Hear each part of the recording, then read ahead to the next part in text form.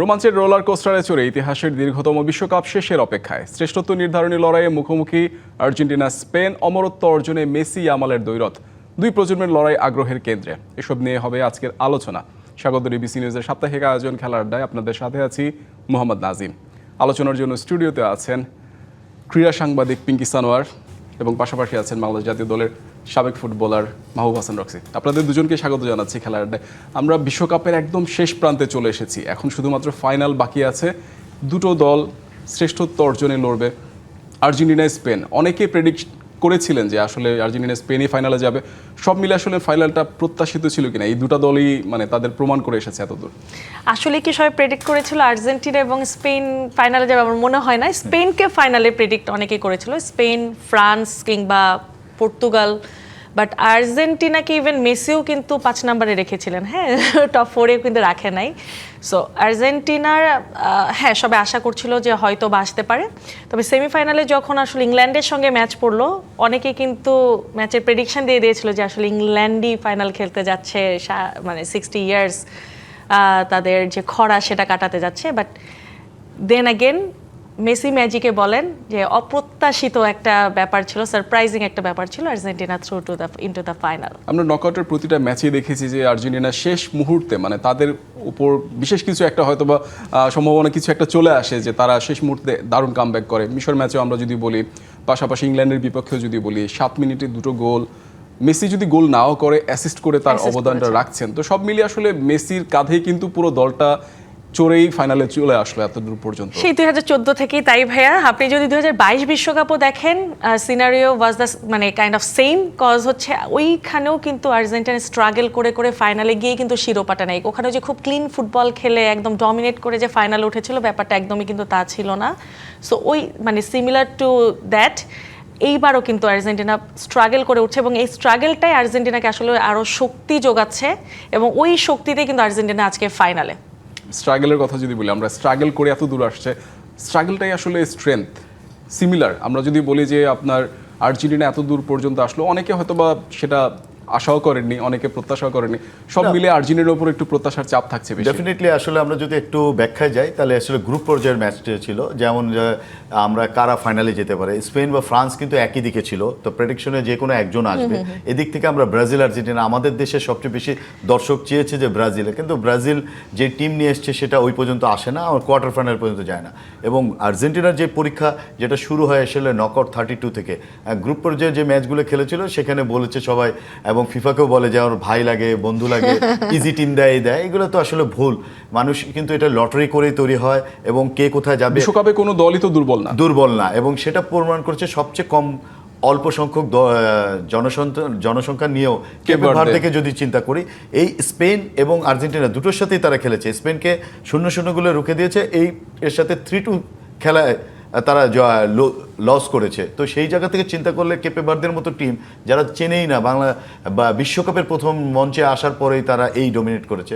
তো অপোনেন্টই কী হবে এটা আসলে ট্যাকটিক্যালি এবং মাস্টারম্যান যে কোচ থাকে তারই কিন্তু এই ফিলোসফি থেকে এই জায়গায় যায়। সেখান থেকে স্কলনিকে যদি আমরা ধরি, সে অনেক দিন ধরে পিঙ্কি বললো এবং অনেক দিন ধরে টিম কাজ করছে, তাদের একটা কম্বিনেশন এবং বেটার স্ট্রেংথ হলো তারা কাম ব্যাক করতে শিখেছে। সেখানে নেতৃত্বকার এবং ডুয়েল ম্যাজিক্যাল ট্রেভেন্টাস প্লেয়ার মেসি, তাকে মানতে হবে। এবং আগে প্রজন্ম, আমরা এখনকার প্রজন্ম, তারাও সবাই স্বীকার করছে। এবং লাস্ট ম্যাচ যদি বলে, ইংল্যান্ডের কোচ থমাস টুকেল পর্যন্ত বলেছে আমরা 80 মিনিট পর্যন্ত আটকে রেখেছি, কিন্তু মেসির কাছে আমরা পারিনি, আমার প্ল্যান ওখানেই ফেল হয়েছে। সে মেনে নিয়েছে এবং তার ট্যাকটিক্সেও কিছু ভুল ছিল, যে লো ডিফেন্ডিং ব্লক করতে গিয়ে এখন মেসি যে গোল করতে হবে, মেসি গোল না করে যে গোল করাতে পারে সেটা তার মাথায় ছিল না, এবং সে সেখানেই সাকসেস। মেসি তার ডান পায়ে পরীক্ষার মধ্যে ভিন্ন একটা প্রশ্ন চলে আসলো। হ্যাঁ বলেন। আর সবচেয়ে বড় কথা হচ্ছে যে আপনার এখন পর্যন্ত টানা 4টা বিশ্বকাপে আর্জেন্টিনা কিন্তু আপনার 3য় ফাইনাল খেলছে, ধারাবাহিক সাফল্য। সেই জায়গাটাতে আসলে আর্জেন্টিনা এত দূর কিংবা এত ধারাবাহিক কিভাবে, মানে তাদের সাফল্যের কারিগর আসলে সবচেয়ে প্রথম হলো যে একটা team bonding, as a team তারা কিভাবে পারফরমেন্স করে সেইটা, এবং টিম ফিলিংস, এটা হলো ফ্যামিলি ওয়ার্ক। এখন যখন আমি আমার বন্ধু ভাই ওর জন্য যখন লড়বো তখনই হয়, সবাই লড়ে মেসির জন্য, মেসি লড়ে টিমের জন্য। এটা একটা প্রবাদের মতো হয়ে গেছে।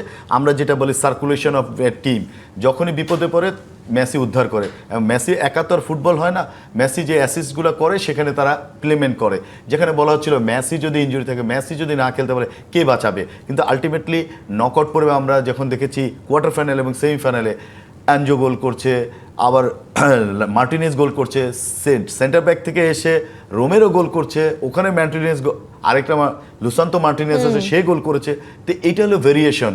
আপনাকে যখন টিম জিততে হবে এবং ফাইনালে যে আপনাকে ফাইনালের মতো খেলতে হলে, প্রতিটা ম্যাচই কিন্তু নকআউট পর্ব থেকে ফাইনাল, এবং সেভাবেই খেলতে হয়, ডু অর ডাই।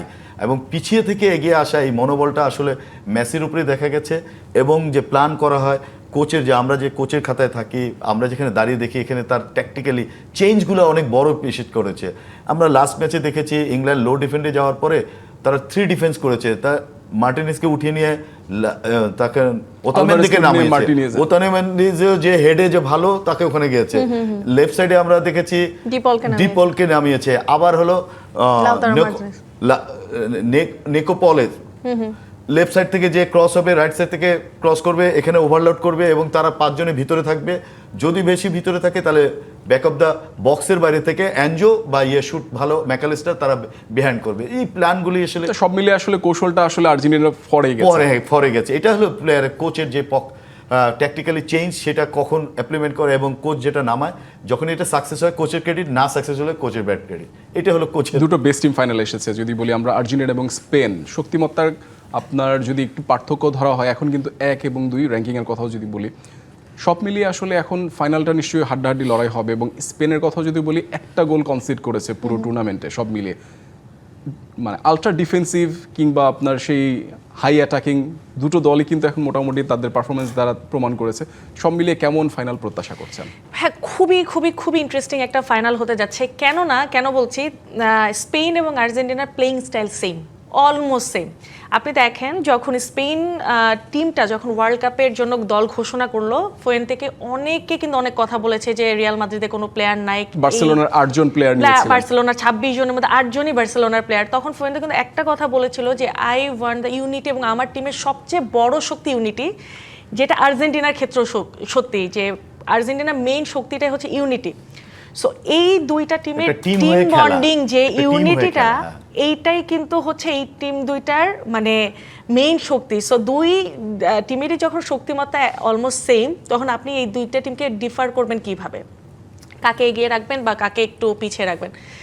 সো কাগজে কলমে যদি আপনি এখন বলেন, সব দিক থেকে আপনাকে স্পেনকে আগে রাখতে হবে। কিন্তু কোথায় ডিফারেন্সিয়েটটা হয়, কোথায় আর্জেন্টিনা একটু এগিয়ে যায়, সেটা হচ্ছে অভিজ্ঞতা। কারণ আর্জেন্টিনার 3টা ওয়ার্ল্ড কাপ, এই যে মেসি আপনি বলেন ফাইনালে খেলার প্রেসারটা যে আছে সেটা কিন্তু তার সেটা কিন্তু আছে, এবং এখানের ম্যাক্সিমাম প্লেয়ার 22-এর ওয়ার্ল্ড কাপ থেকে এসেছে। সেই জায়গাটা থেকে আপনি আর্জেন্টিনাকে এগিয়ে রাখতে হবে। অন দি আদার সাইড যদি আপনি বলেন, ইউরো এবং নেশনস লিগ চ্যাম্পিয়ন হয়ে এবং টিম ইউনিটির দিক থেকে স্পেন আসলে যেই ফর্মে আছে, অসাধারণ ফর্মে আছে, যে ফ্রান্সের মতো টিমকে তারা একদম চুপ করে দিয়েছে শান্ত মাঠে, কোনো ফ্রান্সকে খুঁজে পাওয়া যায় না। ফ্রান্সকে কে আটকাবে? স্পেন আটকে দিয়েছে। স্পেন এমন ভাবে আটকালো যে আসলে ম্যাচেই নাই, মানে অসহায় আত্মসমর্পণ ফ্রান্সের। হ্যাঁ, আর আর্জেন্টিনাকে একটু এগিয়ে রাখতে হবে আপনার মেসির জন্য। Messi can do anything. So এই ফাইনালটা নিয়ে আসলে আমি জানি না, কোনো প্রেডিকশন দেওয়ার মতো না। আমি শুধু মানে খুব উপভোগ করতে চাই ভাইয়া, কারণ জিতুক হারুক আর্জেন্টিনা, যেটাই হোক মেসির সম্ভাব্য last match, last world cup. So আমার মনে হয় এত কিছু না ভেবে একটু উপভোগ করলে মনে হয় ম্যাচটা আরেকটু এনজয়েবল হবে। হ্যাঁ, যেটা যাচ্ছে এনজয় তো ফুটবল। আমরা এই ওয়ার্ল্ড কাপে আসলে প্রথম থেকে মনে হয়েছিল 48 দেশ, এত টিমের স্ট্যান্ড ভালো হবে না, খেলা হবে না, অনেকে ইজি যাবে। এখন প্রতিটা ম্যাচ দেখার পরে বোঝা গেছে, এবং নকআউটে আসার পরে এক্সাইটমেন্টের কমতি ছিল না প্রতিটা ম্যাচে। বিগ টিমগুলো কিন্তু খুব তাড়াতাড়ি চলে গেছে। প্রথম আপনি জার্মান আর নেদারল্যান্ডের টিম প্রথমে চলে গেল 32-এ যে, তারপরে ব্রাজিল, ক্রোয়েশিয়া, আস্তে আস্তে কিন্তু সব বড় টিমগুলি চলে আসছে। নতুন টিমের মধ্যে আমরা যদি চিন্তা করি, নরওয়েকে একটা হাইপ দেখেছি, অনেক ভালো ছিল। হালান্ড কি করবে, সেও কিন্তু ধরাশায়ী এইখানে আসতে চাচ্ছে। এক্সপিরিয়েন্স কিন্তু অনেক বড় ভাব, এবং বড় ম্যাচ খেলার জন্য যে টেম্পার, প্লেয়ারদের মধ্যে মানসিকতা, এবং প্লেয়ার না কোচ নামানোর পরে সে জায়গায় যে খেলা, সেটা কিন্তু নার্ভের ব্যাপার থাকে। এবং অনেক ইজি বল, অনেক মানে কঠিন বলও তখন ইজিয়েস্ট করতে পারে। এই জিনিসগুলি কিন্তু ভিতর থেকে আসে না। আপনি যখন ম্যাচ খেলবেন তখন আপনার কাছে এইরকম লাগবে। এবং এখান থেকে চেঞ্জ করা হচ্ছে যে ইউরোর যে টাচ, ওরা যে ইউরো চ্যাম্পিয়ন হয়েছে তারা কিন্তু বেশিরভাগই স্পেনের 4 জন প্লেয়ার আছে, 4 থেকে 5 জন প্লেয়ার যারা খেলে এসছে, এছাড়া কিন্তু সবাই নিউ কামার। তাহলে আমরা অভিজ্ঞতার সাথে নিউ সেনসেশন, এখানে স্পিডের মধ্যে ট্যাকটিক্যালি এখানে আমরা অভিজ্ঞতা এবং কম্প্যাক্ট যে স্ট্রাইক করার যে অ্যাবিলিটি, সেই জায়গাটাকে আমরা ডিফারেন্স করছি। এখন বলছি স্পেনের যদি আমরা ট্যাক্স ধরি, স্ট্যাটাসে যে যায় তারা 7 ম্যাচে 6টাতে ক্লিন শিট, একটা গোল খেয়েছে তাদের সাথে হলো বেলজিয়ামের সাথে, এবং সেই ম্যাচে তারা কামব্যাক করেছে অনেক ভালোভাবে। তো আর্জেন্টিনা যেটা দেখা যাচ্ছে লাস্ট 4টা ম্যাচেই তারা গোল খেয়েছে, অলরেডি 7টা গোল হয়েছে, এবং মার্টিনকে সেই জায়গায় নাই। আমরা যে গোলকিপার পাগলাটে এবং দুর্দান্ত গেল বিশ্বকাপে যেরকম ফর্মে ছিল, হ্যাঁ, পেনাল্টি পর্যন্ত তারা অবভিয়াসলি দেখা যায় মাঠে কি আছে কা আছে এরকম নার্ভাস করে সে গেম খেলতে পারে, হ্যাঁ, মাইন্ড গেম খেলে প্লেয়ারকে ব্লক করে, সেই জায়গা থেকে ডিফারেন্স। কিন্তু আপনি যখন গোল খেয়ে গোল বিট করছেন এবং মোর অ্যাটাক মোর মানে দ্যাট মিন্স আপনার আর্জেন্টিনা মোরালি হাই আছে। হ্যাঁ, মোরালি হাই আছে এই ম্যাচের থেকে, যেটা সেই ম্যাচ অনুযায়ী যে লাস্ট ম্যাচগুলি যা দেখেছি আমরা, ফার্স্ট হাফে একটা ব্যাটেল হবে খুব ভালো, ফার্স্ট হাফে গোল হবে না, গোল হতে হলে সেকেন্ড হাফ 60 মিনিটের পরে, আর যদি গোল হয় এইসব ম্যাচে কিন্তু পেন্ট অফ মিস্টেক, যেটা ফ্রান্স প্রথম করেছে স্পেনের সাথে, যে একটা পেনাল্টি, ল্যামিয়ার একটা ট্যাকটিক্যাল চেঞ্জ, চালাকি, একটা বডি ঢুকিয়েছে, বল নিয়ে গেছে, পেনাল্টি গোল খাওয়ার পরে মনে হলো যে ফ্রান্স আরও টিমে নেই, খেলতে পারছে না, বল পজিশন নিয়ে গেল, ওদেরকে খেলাচ্ছে। তো এই জিনিসগুলি বড় ম্যাচে কিন্তু খুব চান্স কম হয়, অল্প চান্সের মধ্যে আপনাকে বের হয়ে আসতে হবে। তো এই বড় পরীক্ষাগুলি তখনই মাঠে যে প্লেয়ার তার নার্ভ এবং খেলার মধ্যে দেখাতে পারবে, সেটাই হলো বড় পরীক্ষা। দলের কথাও যদি বলি, পাশাপাশি আপনার দুজন প্লেয়ার আছেন দু দলে, মেসির কথা নিয়ে আমরা আলোচনা করছি, পাশাপাশি লামিনে ইয়ামাল, ইয়াং সেন্সেশন, এখনো পর্যন্ত 20 পার হয়নি তার, 19 বছর বয়স। সব মিলিয়ে আসলে এই দুজনের লড়াইটা আসলে একটু দুই প্রজন্মের লড়াই বলা হয়। এখন পর্যন্ত সবাই এই লড়াইটা দেখার জন্য অপেক্ষায় আছে। ফিনালিজম হয় নাই, সো ফিনালিজম আমার কাছে এখন মনে হচ্ছে যে ওরা অনেক চিন্তা করেই খেলে নাই সেটা যে কিন্তু তখন সম্ভাব্য এই ফাইনালে ফাইনালের দেখা জন্য হতে অপেক্ষা পারে। ছিল। এখন তাই মনে হচ্ছে, কজ এটা কোইন্সিডেন্স, হ্যাঁ, এমন ভাবে যে হয়েছে কোইন্সিডেন্স, মানে কোইন্সিডেন্স হয়ে বন্ধ হয়ে আবার এই দুটো টিমই ফাইনালে আছে। হ্যাঁ, এই দুটো টিমই, so Finalissima and world cup final দুইটাই আমরা একসাথে দেখতে যাচ্ছি। আপনি যেটা বলছেন একাংশে ঠিক, এক ক্ষেত্রে যে মেসি এন্ড লামিনে ইয়ামালের দ্বৈরথ আমরা দেখব, বাট স্পেনে এমন কিছু প্লেয়ার আছে যারা আসলে মাঠের মধ্যে ডিফারেন্স গড়ে দিতে পারে। যেমন আপনি যদি পেদ্রিকে বলেন, রদ্রিকে বলেন, সে মিডে যে দুর্দান্ত খেলছে, ফ্রান্সকে কিন্তু তিনি একাই আটকেছেন, যে ফ্রান্সের যে বিল্ড আপ, যে ব্লক করাটা, সে কিন্তু আটকে দিয়েছে। রুইজ আছে, দুর্দান্ত খেলছেন। ওলমোর কথা যদি আপনি বলেন, স্পেনে এমন কিছু প্লেয়ার আছে যারা আসলে মানে এই ম্যাচে স্পেনকে এমন জায়গায় রাখছে যেখানে আপনি আসলে আর্জেন্টিনার শক্তিমত্তা দিক থেকে কিন্তু পিছিয়ে আছে। ওই যেটা বললাম যে আর্জেন্টিনা এক জায়গায় এগিয়ে আছে, সেটা হচ্ছে তাদের উইনিং মেন্টালিটি, তাদের টিম ইউনিটি। যেমন রোমেরো একটা কথা কিন্তু মজা করে বলেছেন মেসিকে আটকানোর একটাই উপায় আছে, আর একটা ওয়ার্ল্ড কাপ জেতা। যদি এই ওয়ার্ল্ড কাপটা জিততে পারে তাহলে হয়তো মেসিকে তারা নেক্সট কোপাতে পাবে, কিন্তু যদি এই ওয়ার্ল্ড কাপটা হেরে যায় হয়তো বা মেসি এখান থেকে বিদায় নিয়ে নিতে পারেন। সো ক্রিশ্চিয়ানো রোমেরো কিন্তু মেসিকে প্রশ্ন করেছিলেন যে আমরা যদি আরেকটা ওয়ার্ল্ড কাপ তোমার জন্য জিততে পারি, তুমি কি আমাদের সাথে খেলবে? তখন কিন্তু মুচকি হেসে আসলে একটু সম্মতি দিয়েছিল মেসি। জিনিসটা হলো আমরা তো ফিজিক্যালি, হ্যাঁ, এবং ওরা দুজন আছে, এই 39 বছর বয়স এবং 41 বছর বয়স রোনাল্ডো, আমরা চিন্তা করি তারা তাদেরকে যে মেনটেন করেছে, এটা কিন্তু একটা দৃষ্টান্ত। এবং এই গতির খেলা, যাদেরকে ফিটনেস ধরে রাখা, এত বড় বড় ম্যাচে যে ইনজুরি সেখান থেকে সেভ করে থাকা, এটা কিন্তু বড় ব্যাপার, এবং তারা আসলে গড গিফটেড। তো সেই জায়গা থেকে চিন্তা করা হয়, যদি এইরকম রেজাল্ট আসে এবং সে সুস্থ থাকে, খেলতে পারে, তাহলে কেন না। এবং আজকে কিন্তু এই ম্যাচে কিন্তু ভাই আসলে দুই কোচ ফুয়েন্তে এবং স্কালোনি, এই দুইজনেরও কিন্তু একটা দ্বৈরথ, কারণ দুইজন গুরু এবং শিষ্য। এই যে ফোন্তের আন্ডারেই কিন্তু সে আগে কাজ করেছে স্পেনে, এবং সে খেলতো, হ্যাঁ, স্কলানি, সে স্পেন লিগে খেলতো, এবং তার বউ ফ্যামিলি সব স্প্যানিশকে বিয়ে করে ওখানে সেটেল। ট্যাকটিক্সের কাছাকাছি হয়ে যায় কিনা, কারণ আপনি যেহেতু গুরুর কাছ থেকে অনেক কিছু শিখেছেন, এবং স্টাইল অফ প্লে এবং ফিলোসফি একবার বলছি যে প্লেয়ার, কিন্তু মাইন্ড গেম হলো কিন্তু ম্যাচকে বের করবে, ম্যাচ চেঞ্জিং, এবং কোন প্লেয়ারকে কখন আমি ক্লিক হিসেবে পাঠাবো। মেসির দায়িত্বে থাকবেন, ঠিক আছে, মেসিকে কিভাবে আটকাতে হয় সেই দায়িত্বটা হয়তো তার ভাগে পড়বে। এবং সে কিন্তু বলেছে বার্সেলোনাতে যখন খেলতো তাকে বলা হতো যে তুমি ভুলেও মেসিকে হচ্ছে ট্যাকল করতে পারবা না, তুমিও মানে যখন তারা প্র্যাকটিস করতো, সো কোকোরেলার মাথায় কিন্তু ওইটা আছে, কিন্তু এখানে তো এখন তার মেসি নিশ্চয়ই বার্সেলোনার স্বাধীনতা আছে, মেসিকে এখন আটকানোর। স্বাধীনতা তো আছে, বাট দেন अगेन আসলে বড় বড় ডিফেন্ডাররাও মেসিকে আটকাতে পারছেন না, সেখানে কোকোরেলা কতটুকু পারবেন এবং গেম স্ট্র্যাটেজি আসলে কি হবে সেটার উপরে পুরো ডিপেন্ড করছে যে ম্যাচটা কেমন হতে যাচ্ছে।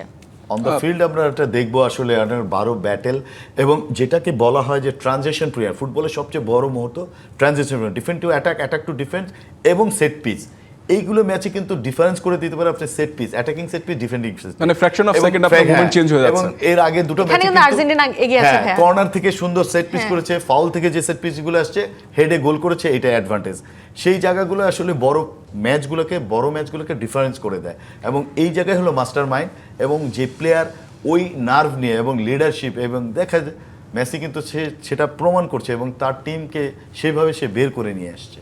তো এই ডিফারেন্সগুলাই আসলে একটা বড় উপভোগ্য ম্যাচ দেখব, এবং ম্যাচ রেজাল্ট কিন্তু খুব ক্ষীণ হবে, এই ম্যাচ অনেক দূর যাবে না, সেই জায়গায় আমরা মুভ করতে পারবো। আমরা স্কোর লাইনের কথাও যদি বলি, হয়তো বা সম্ভবত 2 কিংবা 2-1 হতে পারে, সবকিছু হাড্ডাহাড্ডি লড়াই যেহেতু হবে। আর সবচেয়ে বড় কথা হচ্ছে যে আপনার ট্যাকটিক্যাল কথাও যদি বলি, যে জায়গায় আপনার স্কালোনি কিছুটা হয়তো বা তারুণ্যনির্ভর সব কিছু মিলিয়ে, তার বয়সটাও যদি বলি, সব মিলিয়ে আপনার ফুটবলার যারা আছে তাদের সাথে একটা বন্ডিং ভালো আছে। ইমপ্লিমেন্টেশনের বিষয় যেটা আছে, যে সুপার সাব কিংবা পরবর্তীতে তিনি নতুন নতুন ট্যাকটিক্স দেখাচ্ছেন, ফুটবলাররাও ইমপ্লিমেন্ট করে দেখাচ্ছে। আর্জেন্টিনার সবচেয়ে বড় সুযোগটা হচ্ছে যে আপনার ব্যাক টু ব্যাক চ্যাম্পিয়ন হওয়া, রেকর্ড ভাঙার যে সুযোগটা থাকবে, তারা আসলে কতটুকু ফ্রিলি খেলতে পারবে।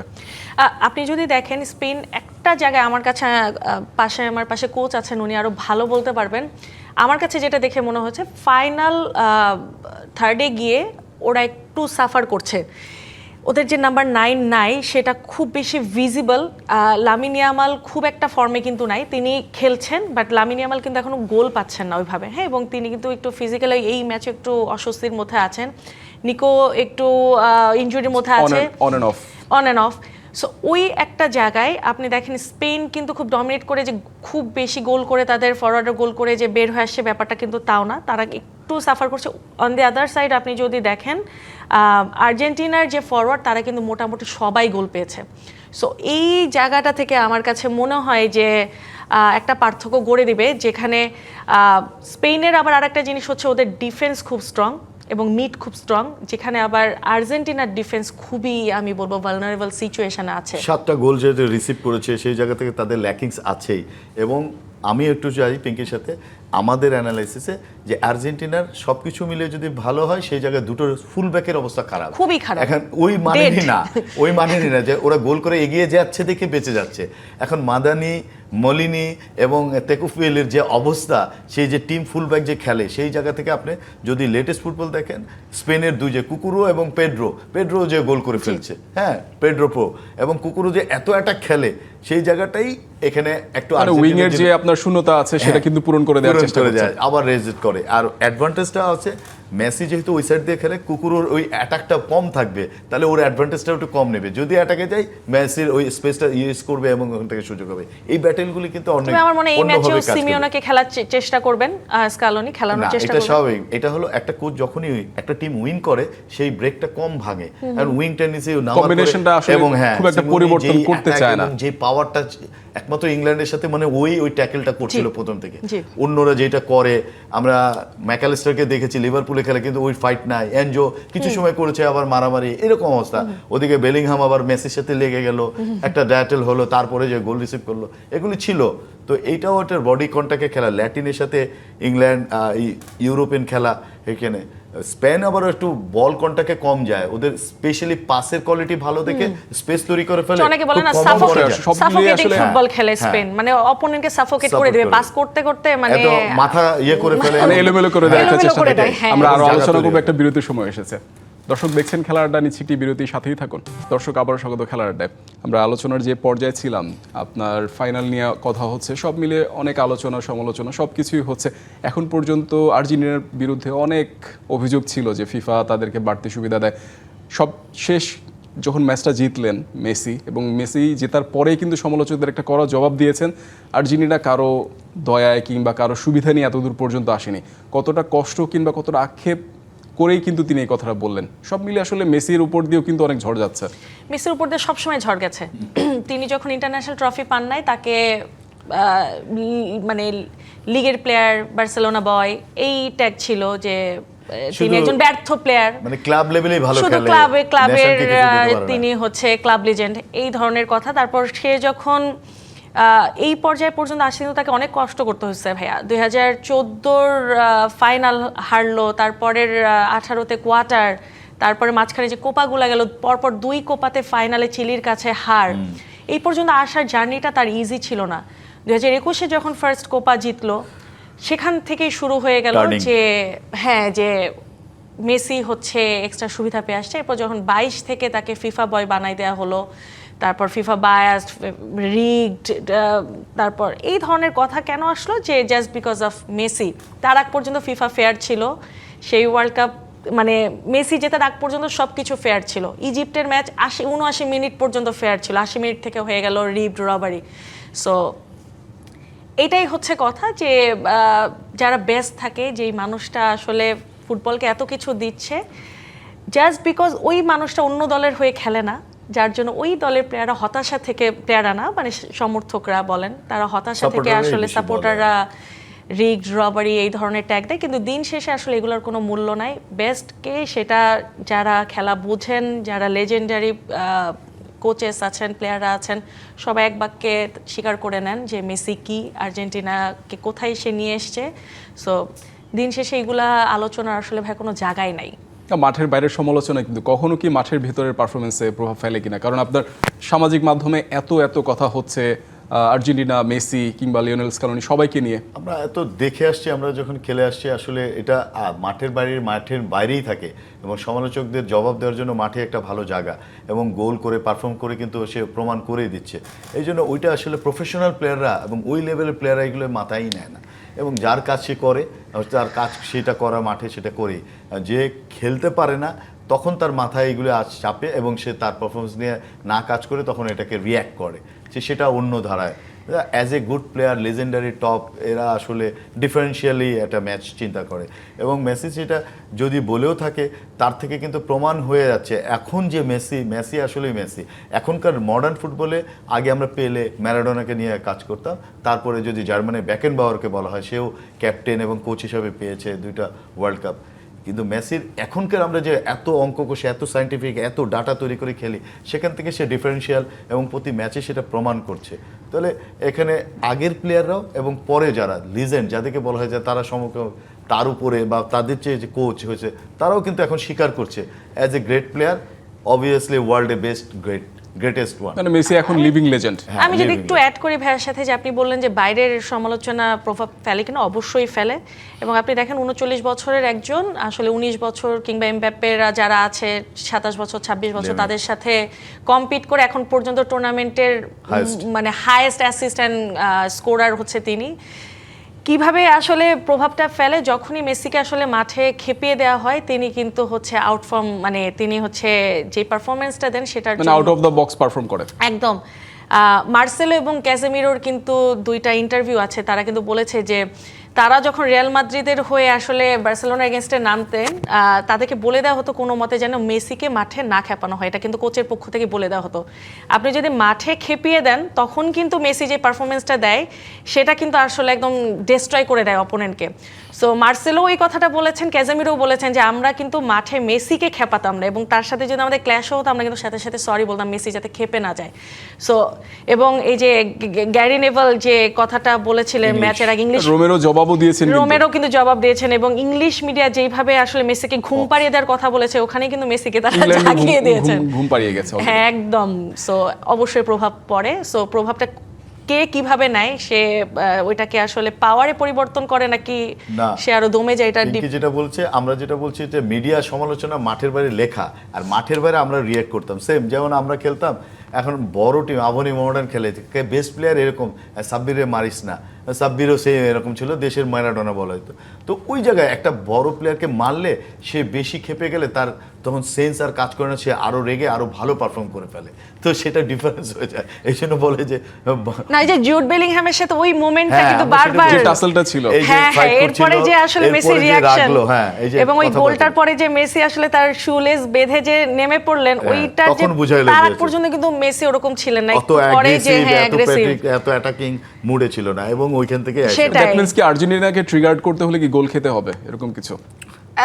আমার তো এখন জানি না, বাট এবার প্রতিটা ম্যাচে তাই দেখা যাচ্ছে যে পিছিয়ে পড়ে যে কামব্যাকের যে ব্যাপারটা, এবার এটা স্ট্র্যাটেজি হিসাবে নিয়ে নিয়েছে আর্জেন্টিনা। প্রথমে পিছিয়ে পড়ে বা যেটাই হোক, আর্জেন্টিনার আসলে পিছিয়ে পড়লেও আপনি শেষ বাঁশি বাজা না পর্যন্ত আপনি বলতে পারবেন না যে মানে you can not celebrate earlier. So definitely there is এখন মেসি। আমি যেটা যেতে চাচ্ছি যে কোচদের অ্যানালাইসিসে যেটা লাস্ট কি রাখছে, যে স্পেন তাদের যদি এই টেস্ট স্ট্র্যাটেজি যায়, স্ট্র্যাটেজি চেঞ্জ করবে কখন, আমরা 80 মিনিটের পরে গোল করবো, আর 80 মিনিট পরে ড্র খেলবো, That means একদম আপনার সময় শেষে নাই, বাঁশি বাজার আগে। হ্যাঁ সময় নাই আর কি, তখন গোল করলে তো সময় না, পেলেই যেমন তো ভাইয়া হতো। সবাই কিন্তু বলছে যে আর্জেন্টিনাতে আসলে দুইজন কোচ আছেন, একজন তো বাইরে স্কালোনে, আর মাঠের মধ্যে কোচিং করান কিন্তু মেসি। মেসি, হেই। ওই তিনি রাইট উইং এ নেমে যাবেন কিংবা তিনি কি একটু নিচে নেমে খেলবেন বা ওই মুহূর্তে কি ডিসিশন গুলো ইনস্ট্যান্ট কিন্তু মেসি নেন, উনি কিন্তু কোচের সাথেও ওই তখন কিন্তু আলোচনা করেন অ্যাজ না। এ টিমের কিন্তু কোচ আমরা বাইরে থেকে একটা ইনফরমেশন দিই, কিন্তু সব প্রবলেম সলভ কিন্তু তারাই করে লিডারশিপে বা কাজ করতে হলে। যে ডিফেন্ডার উঠে যে গোল করলো, এটা তার আমরা কোচটা কখনো বলি না তুমি জায়গা ছেড়ে যাও, কিন্তু তার ফিলিংস থেকে মনে হচ্ছে আমার যাওয়া উচিত, আমি হেডে ভালো, এই একটা ক্রস গেল, চারজন গেল, দেখা গেল গোল করে ফেললো। এগুলো কিন্তু ইনস্ট্যান্ট ট্যাকটিক্যাল চেঞ্জ এবং এটাই ক্লিক করে। মেসির কথা যদি বলি যে আপনার গোল্ডেন বল এরই মধ্যে সম্ভবত মেসি জিততে যাচ্ছেন, গোল্ডেন বুটের একটা লড়াই চলছে এমবাপ্পের সাথে। এমবাপ্পে যদি আপনার থার্ড প্লেসের যে লড়াইটা আছে সেখানে যদি গোল করেন তখন হয়তো বা একটু সম্ভাবনা থাকবে। সব মিলিয়ে আসলে মেসির কাছে রেকর্ডের কোনো মানে শেষ ত্রুটি নেই। নাই, হ্যাঁ। আসলে সে জায়গায় সেই রেকর্ডের বরপুত্র। এই বিশ্বকাপটা সম্ভাব্য শেষ বিশ্বকাপ, লাস্ট ম্যাচটা সবকিছু মিলিয়ে মেসির জন্য একটা বিশেষ ক্ষণ হতে যাচ্ছে। এতগুলো ট্রফি যদি তার হাতে ওঠে, তার জন্য কতটা বিশেষ হবে? হ্যাঁ, এটা তো অবভিয়াসলি প্রাপ্তির শেষ নেই, এবং যে যত বেশি ট্রফি আর্ন করে সেটা আসলে স্বীকৃতি, তার মুকুট। এবং এই লিজেন্ডারি যারা কাদেরকে স্বীকার করে, অনেক লিজেন্ডারি আছে তারা কিন্তু না পেয়ে, হ্যাঁ অনেক টপ প্লেয়ার ছিল তারা ওয়ার্ল্ড কাপই খেলেনি। হ্যাঁ, ওয়ার্ল্ড কাপ কয়জন পায়? আমরা যদি মনে করি রোনাল্ডো মেসির সাথে সময় একই খেলেছে, কিন্তু রোনাল্ডো ইউরো পেয়েছে, ওয়ার্ল্ড কাপে ধারে কাছে না, তার টিম ফাইনালেই খেলেনি, তাহলে কী অবস্থা হবে? এখানে মেসি যেটা করে যাচ্ছে এটা তার আসলে গড গিফটেড ব্যাপার, এবং 22-এ যে পারফরমেন্স করতে তার চেয়েও আমি ডিফারেন্সিয়াল প্লেয়ার মনে করছি তাকে। এসে 22-এর কম্পারিজন যদি আমরা করি, 22-এ আপনার 7 গোল দিয়েছিলেন, 3টা অ্যাসিস্ট করেছিলেন। জি। পাশাপাশি এই বিশ্বকাপের কথা বলি, ছাপিয়ে গেছেন already। এই বিশ্বকাপে 8টা গোল 4টা অ্যাসিস্ট। অ্যাসিস্ট, এবং আর ম্যাচও ওইখানে যা দেখেছি তার চেয়েও ম্যাচে মনে হচ্ছে সে অনেক ডিফারেন্সিয়াল, এবং টাচ ফাইনালগুলো এত বেশি, যেমন লাস্ট অনেক বেশি যেটা নিয়ে চিন্তা করছিল, এখন ম্যাকালেস্টার, তারপর অ্যানজো, লাস্ট ওয়ার্ল্ড কাপে ওরা ইয়াং সেনসেশন হিসেবে অনেক বেশি সাপোর্ট দিয়েছে, আর এখানে দেখা যাচ্ছে মেসিকে সাপোর্ট দিতে এসছে, এখন মেসি ওদেরকে সাপোর্ট দিচ্ছে। এই অবস্থা, ওদেরকে দিয়ে গোল করাতে হচ্ছে, যেহেতু নিজে না করতে পারলে যেটা করতে হয়, তো সেই জায়গা থেকে নিজে গোল করছে এবং করাচ্ছে, তো আসলে অনেক বেশি দায়িত্ব তার উপরে, এবং সে সেটা সাকসেসফুলি করে যাচ্ছে। এখন লাস্ট পরীক্ষা তার ফাইনালি, এবং ফাইনালে যদি সে সাকসেস হয়, সারা ওয়ার্ল্ডে সব কিছু তার কাছে থাকবে, এবং আমরা চাচ্ছি যে শেষ ভালো তার, সব ভালো তার। গোল্ডেন বুট মেসির কাছে যাবে কিনা? একটা ট্রফি তার কাছে নাই, সেটা হচ্ছে গোল্ডেন বুট। তো আমার কাছে মনে হয় যে এই ওয়ার্ল্ড কাপে সেইটাও পূরণ হয়ে যাবে। মেসি যদি ওয়ার্ল্ড কাপ পেয়ে যায় তাহলে হয়তো 9 নাম্বার ব্যালন ডিয়ারটাও তার কাছে আসছে। ওটা তো এসেই যাবে। রাজার বিদায়টা রাজকীয় হওয়া উচিত, জিতুক হারুক ফাইনাল নো ম্যাটার।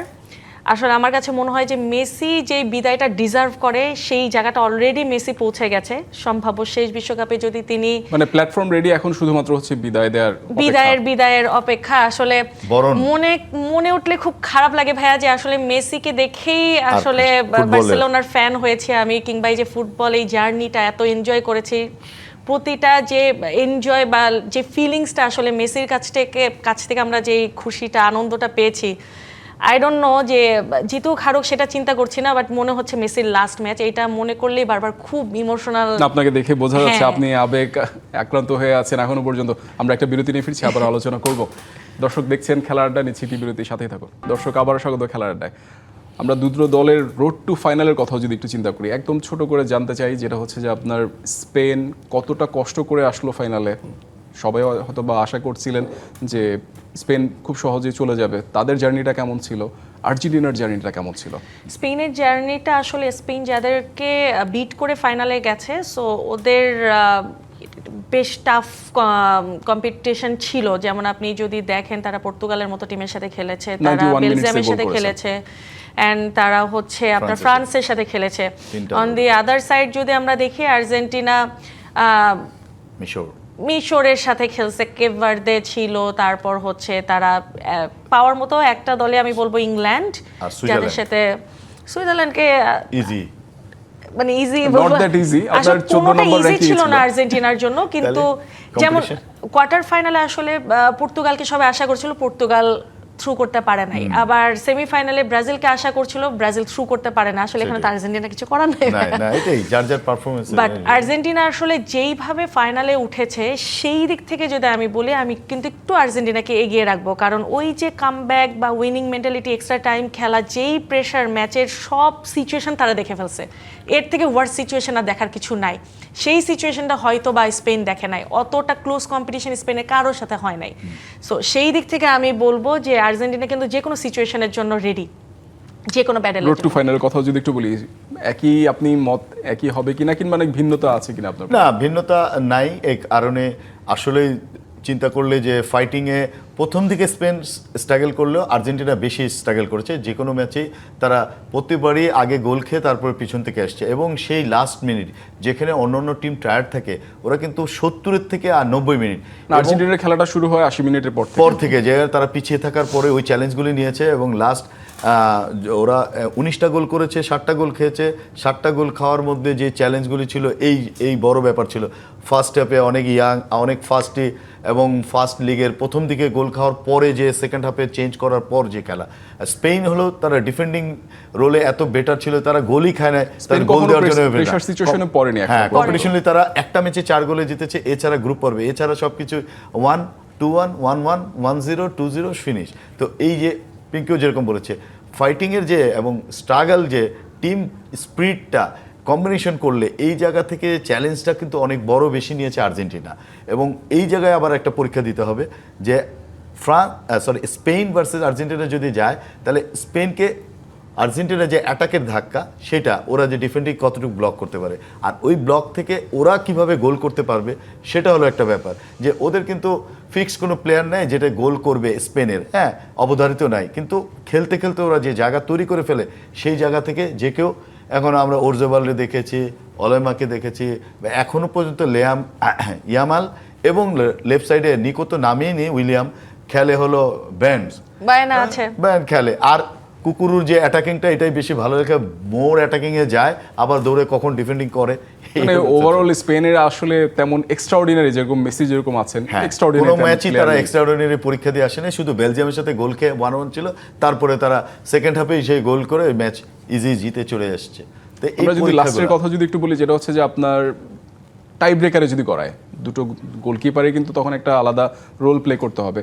এবারের বিশ্বকাপে আমরা যদি বলি, উনাই সিমন কিন্তু এখনো পর্যন্ত একটা গোলই কনসিড করেছেন, বিপরীতে আমরা মার্টিনেজের খুব একটা ভালো অবস্থা দেখতে পাচ্ছি। 7টা গোল খেয়েছে। সব মিলিয়ে আসলে যদি মানে আপনার গেল বিশ্বকাপের মতো যদি এবারও টাই ব্রেকারে করায়, তখন খেলার সিচুয়েশনটা কেমন হবে? আর্জেন্টিনা কি আগের বারের মতো জিততে পারবে কিনা? হ্যাঁ, যদি এখন পর্যন্ত খেলা দেখে বলি, এমি আউট ফর্ম, এমি তার আগের ফর্মে নাই। সো টাই ব্রেকারে গেলে আর্জেন্টিনার জন্য টাফ টাইম ওয়েট করছে আমি বলবো।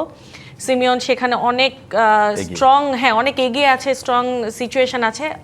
আবারও যদি অন্য সাইড দিয়ে বলি, যেহেতু আর্জেন্টিনার মানে ফাইটিং মেন্টালিটি অন্যরকম, এমি মার্টিনেজ কিন্তু এই জিনিসটা রিয়েলাইজও করেছেন যে তিনি এবার খুব একটা ভালো করতে পারছেন, এবং তিনি কিন্তু বলেছেন আমার দিন আসবে, সেদিন আমি আমার ছেলেদেরকে বাঁচাবো। ওই মেন্টালিটির দিক থেকে যদি আবার বলেন, ও আবার অতি মানবীয় কিছু করে ফেলতে পারে। যে একটাই তো ম্যাচ আছে, আমার দিন একটাই ম্যাচ, আসলে আমি এই ম্যাচে আমি আজকে খেলবো, মানে এমিময় ম্যাচ, এমির দিন, এমি শো হয়ে যেতে পারে। গোলকিপারদের লড়াই, উনাই সিমন কিংবা আপনার মার্টিনেজ, সব মিলিয়ে আসলে দুটো গোলকিপারেরই তাদের মধ্যে একটু বেশি ব্যাটল থাকবে। যদি আমরা ফাইনালের কথা বলি, গোল আটকানো থেকে শুরু করে যদি টাই ব্রেকারে করে তখন পর্যন্ত, সব মিলে আসলে লড়াইটা কেমন হবে? লড়াইটা আসলে আমি ওইভাবে চিন্তা করছি, এবং টিম যদি থাকে সেখানে কিন্তু সিমিওনকে এগিয়ে রেখেছি। তার ক্লিন শিট, পারফরমেন্স সব কিছুতেই সে কিন্তু বেটার করছে এবং একটা গোলকিপারের আস্থা কিন্তু সবচেয়ে বেশি। আমরা যেহেতু নিজে খেলেছি এবং টিমকে বলি, একটা গোলকিপার যদি একটা টিমকে বেটার কোনো লাইফ দেয় তখন টিমের কিন্তু মোরাল অনেক বাড়ে এবং পিছনে কনফিডেন্টলি আছে যে গোল খাবো না, আজকে অনেক ভালো অবস্থা, এবার আমরা অ্যাটাকে যেতে পারি। আপনি ঘর আগে বাঁচাবেন, পরে ঘরে অ্যাটাক করবেন। তো সেই জায়গা থেকে অনেক ক্যাজুয়ালি অনেক গোল খেয়ে গেছে, যেটা আর্জেন্টিনার ডিফেন্ডারের ফল্ট আছে এবং মার্টিনেজ তো ওই জায়গায় নেই, তার পারফরমেন্সে আমরা শো করতে পারিনি, যেটা আমরা দেখে আসি। সেই জায়গায় সিমিওনি এগিয়ে গেছে। এখন লাস্ট ম্যাচ হলো ফাইনাল, এটা ডু অর ডাই। ফাইনালের মানুষের এরকম ইচ্ছা বা আকাঙ্ক্ষা থাকে যে কিছু একটা করে দেখা, চ্যালেঞ্জটা অন্যরায়। সে নিজেও লাস্ট ওয়ার্ল্ড কাপে এটা কিছু করে আসছে, আর সিমিওনি কিন্তু এইবারই ফার্স্ট ওয়ার্ল্ড কাপ খেলছে স্পেনের পক্ষ থেকে। তো এই ডিফারেন্সিয়াল কিছু আছে, সেই জায়গা থেকে চ্যালেঞ্জে সিমিওনি কিন্তু একটু গোল্ডেন গ্লাভসে এগিয়ে রয়েছে এবং ম্যাচ আমরাও মনে করছি না যে যদিও 90 মিনিট না হয় কিন্তু এক্সট্রা টাইমে রেজাল্ট হয়ে যাবে। 90 মিনিটস আর্জেন্টিনা নিজেও চাইবে না তারা যে না আসলে খেলাটা টাই ব্রেকারে যাক, কারণ সেই সিচুয়েশনে যাওয়ার আগেই সম্ভবত তাদের যে অ্যাটাকিং লাইন আপ আছে তারা নিশ্চয়ই জয় নেওয়ার চেষ্টা করবে। হ্যাঁ, এই ওয়ার্ল্ড কাপে কিন্তু দেখেন আর্জেন্টিনার বডি ল্যাঙ্গুয়েজ এবং ওদের খেলার ধরনটা ওইটাই বলছে যে ওরাও চায় না যে খেলা টাই ব্রেকারে যাক। ওরাও বুঝতে পারছে এমি ফর্মে নাই, ইভেন মেসিও কিন্তু অনেক পেনাল্টি মিস করছেন, যেটা লাস্ট ওয়ার্ল্ড কাপে তিনি মিস করেন নাই। সো সবকিছু মিলে আর্জেন্টিনাও চাবে যে হচ্ছে আপনার এক্সট্রা টাইমে হলেও যাতে খেলাটা শেষ করতে টাই ব্রেকারে না যায়। সো এবং আমার মনে হয় না স্পেন এবং আর্জেন্টিনার যে ফর্ম দুইটা টিমের, এই খেলা টাই ব্রেকারে যাওয়ার প্রশ্নই ওঠে না। একজন আরেকজন মানে একদল আরেক দলের উপর ডমিনেট করে খেলবে, সেটা আমরা প্রত্যাশা করছি। ফাইনালের প্রেডিকশন যদি আমরা একটু জানতে চাই, সেটা হচ্ছে যে আসলে স্পেন আর্জেন্টিনা কতটা মানে কত স্কোর লাইন কেমন হবে? স্কোর খুবই কম, এখানে বড় ম্যাচ হবে না। আমরা যদিও লাস্ট ওয়ার্ল্ড কাপে মনে করছি অনেক গোল হয়েছে, অনেক বেশি ক্যালকুলেটিভ, অনেক হিসাবের খেলা হবে। 1-0 or 2-1 এবং আর্জেন্টিনা এগিয়ে থাকবে। আমি একদমই প্রেডিকশন দিব না ভাইয়া, আমি ম্যাচটা উপভোগ করব মেসির জন্য, জিতুক হারুক এটা ওর লাস্ট খেলা। না আমি আসলে অপটিমিস্টিক, আমি আসলে খেলাটা এনজয় করতে চাই, জিতুক হারুক যেটাই হোক, মানে জিতলেও মেসিকে আর পাবো না, হারলেও মেসিকে আর হয়তো পাবো না নেক্সট ওয়ার্ল্ড কাপে। সো আমি ম্যাচটা এনজয় করতে চাই। আমি ডাই হার্ড ফ্যান তো ওই রেজাল্টের প্রেডিকশন দিতে চাচ্ছি না ভাইয়া, লেটস এনজয়। মেসির বিদায়টা আসলে আমরা শেষ করতে চাই, যেটা হচ্ছে যে মেসির বিদায়টা কেমন হতে পারে কিংবা কতটা রাজকীয় হতে পারে, যেটা আমরা নিয়ে আলোচনাও করছিলাম। শেষের দিকে আরেকটু আলোচনা করতে চাই যে মেসির বিদায়টা কতটা স্মরণীয় হতে পারে। স্মরণীয়, আর যদি এই ওয়ার্ল্ড কাপ 4 স্টার নিয়ে যদি মেসি যেতে পারে, এরপরে আর কি থাকে ভাইয়া, এর থেকে রাজকীয়, এর থেকে সুন্দর, মানে না ফ্যানদের জন্য কিছু হবে, না মেসির জন্য বা আর্জেন্টিনার জন্য, এর বেশি তো আর চাওয়া পাওয়ার কিছু থাকবে না। সো আমার কাছে মনে হয় যে লাস্ট ডান্স মেসির, সেটা যদি সে লাস্ট কাপটা উঠিয়ে মানে লিফট করে যদি বের হতে পারে, এটা আসলে মেসি বলেন, আর্জেন্টাইন ফ্যান বলেন, আর্জেন্টিনা টিম বলেন, সবার জন্য এর থেকে স্মরণীয় আর কিছু। হ্যাঁ, এটা লিভিং লেজেন্ডকে আমরা কিভাবে বিদায় জানাতে পারি? লিভিং লেজেন্ড, আসলে লেজেন্ড তো লেজেন্ড হয়ে গেছে, এখনও বেঁচে আছে। খেলার পরে আমরা চাই সবে, আমার কাছে খুব কষ্ট লাগছে, আমি রোনাল্ডোরও খুব ভক্ত। সে যখন শেষ খেলা, তার টিমমেট সতীর্থরা কেউ তাকে কোনো হাকও করে না, কোনো ফিস্ট করে না, অপোনেন্ট টিমেরা এসে তাকে এই করছে। কিন্তু এত বড় প্লেয়ার, সেও কিন্তু অনেক কিছু করে গেছে, তো তাকে তার সতীর্থরা যদি বিদায় না দেয় সেটা অনেক দুঃখ বা আক্ষেপে থাকে। আমরা চাই লেজেন্ড, লিভিং লেজেন্ড, এবং মেসি তো মেসি, এবং একটা জিত দিয়ে শেষ হলে তার জন্য আমরাও চাই এবং বাংলাদেশের সবাই চায় আসলে যে হার দিয়ে না হয় সেটাকে একটা। ধন্যবাদ আপনাদের দুজনকে আমাদের সাথে যোগ দেওয়ার জন্য। দর্শক, এই ছিল আজকের খেলার আড্ডায়, ডিবিসির সাথে থাকুন।